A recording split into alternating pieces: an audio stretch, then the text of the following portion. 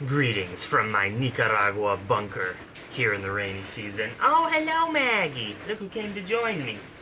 Look who came to join me in this video. I know. We're here in the dark bunker, Maggie, because we're talking conspiracy. Oh, look at my baby. She puts her feet on my leg, and you're my cutie, and I love you so much. So, we're talking conspiracy today, or lack thereof. I was on Sean Baker's podcast recently, thus I watched a lot of Sean Baker videos. He is the grandfather, you could say, of the carnivore movement, popularized when he got on Joe Rogan's podcast, and I listened to tons of keto, low-carb, carnivore content because I'm actually bored of mainly listening to vegan stuff because that's my beliefs based on my research. And the first few years of being vegan, I watched tons of vegan content, but these days I like to get out of my bubble and maybe learn something that I didn't know or see the views of the other side. One of the biggest criticisms from the carnivore and keto movement is just how baseless they say a vegan diet is and how nonsense it is. If you look at that we've been eating meat for hundreds of thousands of years, and that there are some parents who put their kids on vegan diets and they get sick, and just like how baseless and dangerous and stupid a vegan diet is. So I wanted to flip that on its side, flip it over pretty much 180 degrees, and actually make the argument that eating a low-carbohydrate, keto-style, or carnivore diet is the most baseless, nonsensical, unscientific, unverified theory, which means that it is a conspiracy theory. Here's why. You and I watching this, you're probably not a nutrition scientist. Thus, and I'm not either. Thus, you have to take the smartest people who are doing the research and then people who are combing through the world's best nutritional research in order to come up with a dietary guideline for most human beings to follow to prevent disease. So, I'm going to read to you the American Heart Association, which is like probably the world's leading heart disease association, the number one killer in the world. Obviously, heart disease is a little bit genetic, but completely related to diet.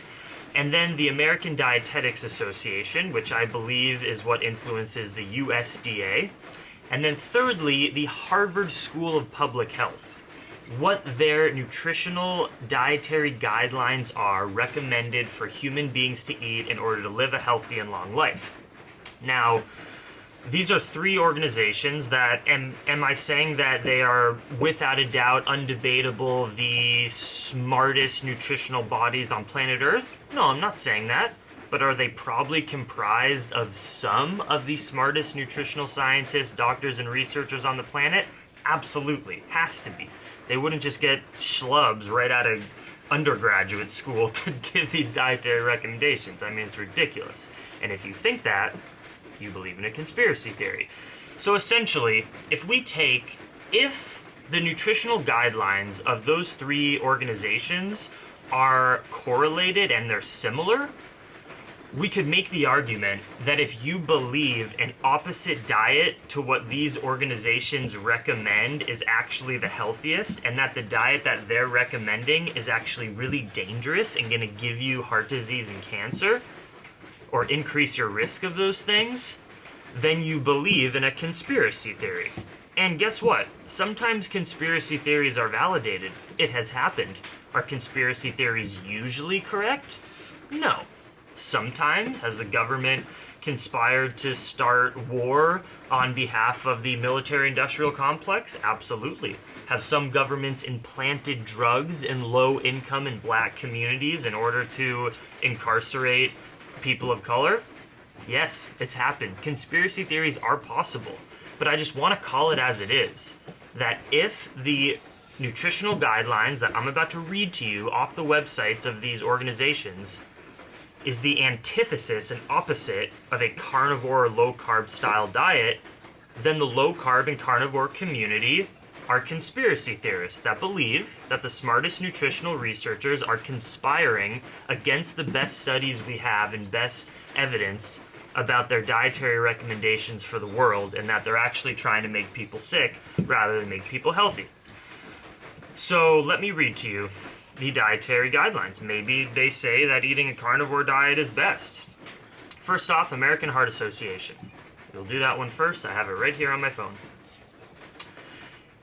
Point number 1, eat a variety of fruits and vegetable servings every day. Dark green, deep orange, yellow fruits. Essentially eat the color of the rainbow. Vegetables are very nutritious. Examples, spinach, carrots, peaches, and berries. Not carnivore. Very vegan. Point number 2, eat a variety of grain products every day, including whole grains that have lots of fiber and nutrients. Animal products, 0 fiber. Examples are oats, whole wheat bread, and brown rice. Very vegan. Point number 3, eat fish at least twice each week. Oily fish, which contains omega-3. Number 4, stay at a healthy weight.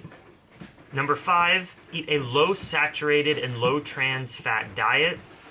For example, lean meats or meat alternatives like bean or tofu, and low-fat products in general. Okay, that is the dietary guidelines of the American Heart Association. Let's go to the, this one I think is this Harvard School? Hi, Maggie.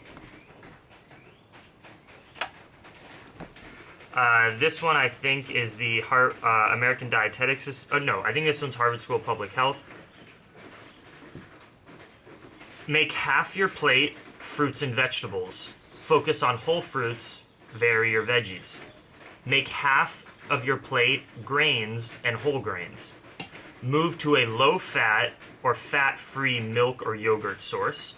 Vary your protein routine. In other ways, what that means is don't only eat chicken and fish, but also eat beans and lentils. And then next, eat low sodium, low saturated fat, and low added sugars. And then that was the American Dietetics Association, which influences the USDA. And now here is the Harvard School of Public Health. Make most of your meal vegetables and fruits, half of your plate. Aim for a variety of color. Make a quarter of your plate whole grains. Next, protein source, fish, chicken, or beans and nuts. Vary your protein source. They can be mixed into salads or paired with vegetables. They make sure to say that. And then lastly, Maggie, you're turning on my computer, you crazy girl. And then limit your red meat and avoid all processed meat such as bacon or sausage. What I said in the beginning of this video is that if 3 of the most high quality professional nutritional bodies who are independent from each other, recommend the same dietary protocol, there is a likelihood that it is the truth according to our best scientific evidence that we have. I just showed you that they all recommend the exact same thing. Half of your plate each meal should be fruits or vegetables, a quarter should be whole grains, then the last quarter should be a protein source such as fish or a lean meat in a low saturated fat form, or beans and lentils and nuts, and all of them also said to eat a low red meat and low saturated fat diet. Essentially a plant-based diet. Are we talking 100% vegan here? No, because we're not talking about ethics. But could their dietary recommendations mean a vegan diet? Yes, because the only room for animal products are in their low saturated fat form, a quarter or less of your plate, and you can replace it with beans, tofu, or lentils. So, considering that I just proved to you that these organizations recommend a plant-based diet, the only way for the carnivore and keto and meat-eating movement to be validated is if, 1, the best nutritional researchers over the past 100 years have missed the ball and have not tapped into this fountain of youth, which is an all-meat diet, or it's a complete conspiracy theory, not based on anything except for anecdotal information and just an idea from a handful of YouTubers on the internet. Maggie! I appreciate it. Ah! And we have to call it for what it is, which is a conspiracy theory. And as I said, have conspiracies proven to be validated? Yes. Is the likelihood of the best nutritional researchers conspiring against the human population in order to recommend a diet of plants that is killing them, what is the likelihood of that? It's so fucking low, and we have to call it as it is. They are conspiracy theorists. Until we are proven wrong, that's what we need to call it. And whenever people are trying to shame you on the internet that eating a high fiber plant-based diet is outdated and not up to date with the science, literally treat these people like flat earthers, in my opinion, based on what I just showed you. Let me know what you think down below. Please comment. Much love, Dream Extreme.